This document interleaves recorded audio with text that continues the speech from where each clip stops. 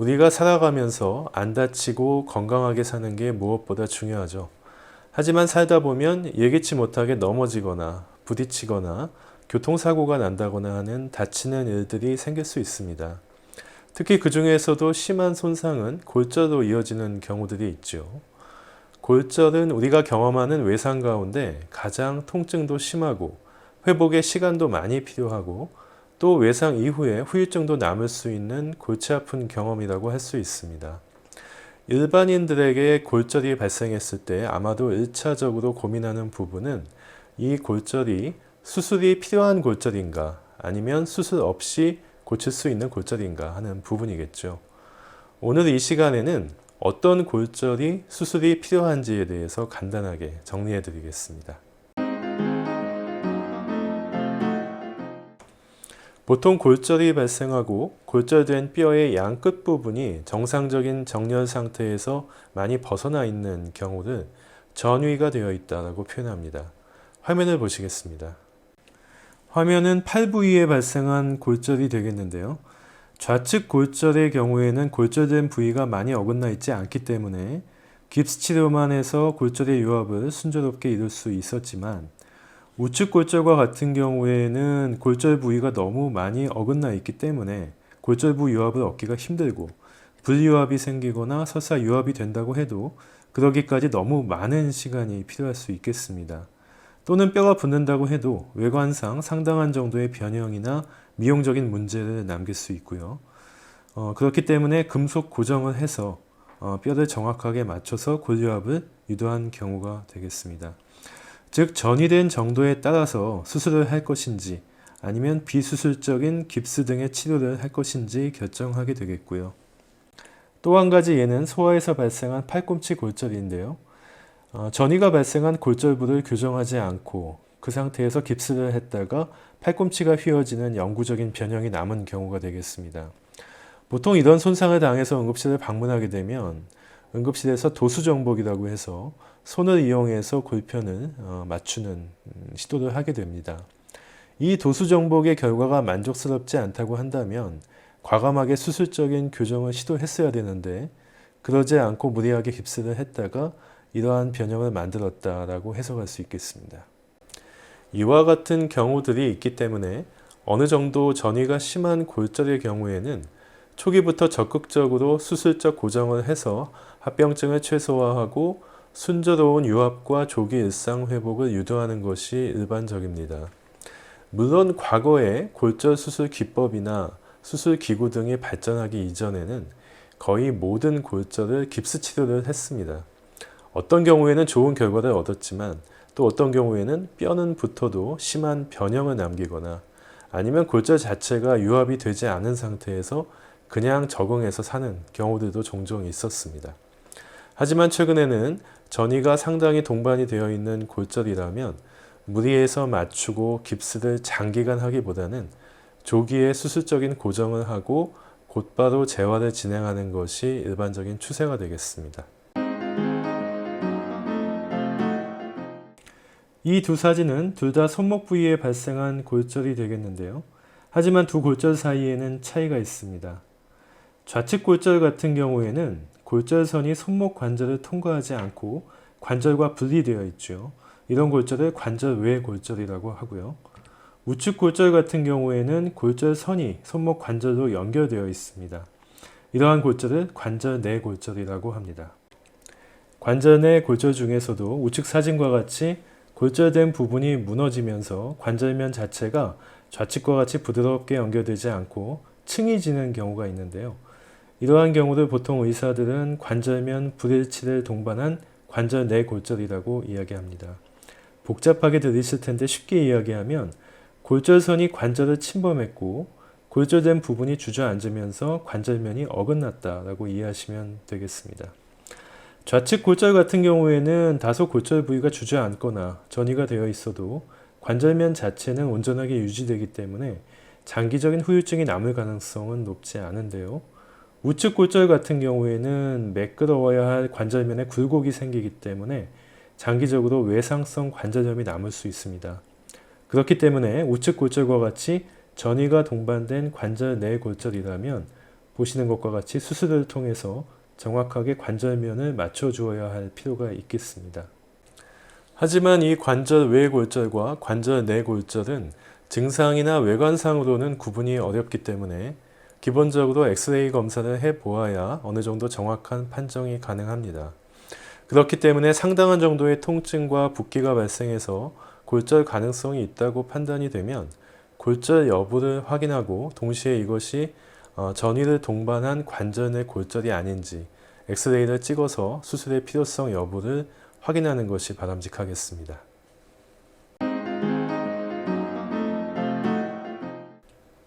골다공증을 기본적으로 가지고 계신 고령층에서 낙상 등에 의해 고관절의 대퇴골 머리에 해당하는 부위에 골절이 발생하는 경우가 있습니다. 특히 평균 수명이 증가하면서 주변에서 이런 고령층의 고관절 골절을 비교적 흔하게 경험하게 되는데요. 이 고관절 부분은 몸통이 하체와 연결되는 중요한 관절 부분이기 때문에 이 부위에 심한 통증이 발생하게 되면 기본적으로 보행 자체에 어려움을 겪게 되고요. 심지어 앉아있는 것조차 통증 때문에 곤란을 겪을 수 있습니다.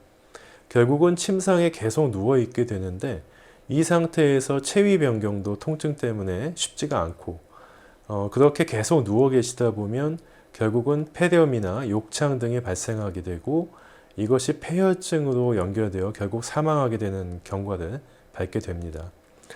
그렇기 때문에 고령층의 고관절 골절은 기본적으로 조기에 수술적 고정이나 인공관절 수술을 시행해서 최대한 빠른 시간 안에 체위 변경을 할 수 있게 또 앉을 수 있게 더 나아가 보행을 할 수 있게 유도하는 것이 중요한 원칙이 되겠습니다. 화면을 보시겠습니다. 좌측 사진은 고관절 가운데에서도 대퇴골의 어깨에 해당하는 부위, 보통 이것을 전자간 골절이라고 하는데 특히 골절 양상이 분쇄가 심한 대단히 불안정한 골절에 해당합니다. 환자분은 80세가 넘는 고령 환자시고 통증이 너무 심해서 꼼짝도 할 수 없는 상황이셨고요. 옆의 사진과 같이 금속 고정술을 하고 다음 날부터 당장 보행이 가능하지는 않았지만 일단 앉아서 식사하실 정도가 되었고 일주일 정도 후부터는 보행기를 이용해서 보행까지 진행한 경우였습니다. 우측 사진의 경우에는 대퇴골의 목에 해당하는 대퇴골 경부골절 환자의 엑스레이고요. 이 경우에는 환자분이 고령이시고 대퇴골두의 무혈성 괴사나 불유압의 가능성이 높았기 때문에 인공관절 수술을 진행을 했고 수술 이틀째부터 역시 보행기를 이용한 보행을 진행하셨던 경우였습니다. 보통 고령 환자의 경우에는 보호자분들 생각하시기에 그 연세에 무슨 수술을 하시냐, 그냥 수술하지 않고 해결하고 싶다라고 하시는 경우가 종종 있는데요. 다른 골절의 경우에는 그게 맞는 접근일 수 있지만 고관절 골절의 경우에는 조기에 수술적 고정을 하고 최대한 빨리 거동할 수 있게 만드는 것이 매우 중요하다는 점을 상식으로 알고 계시면 좋을 것 같습니다.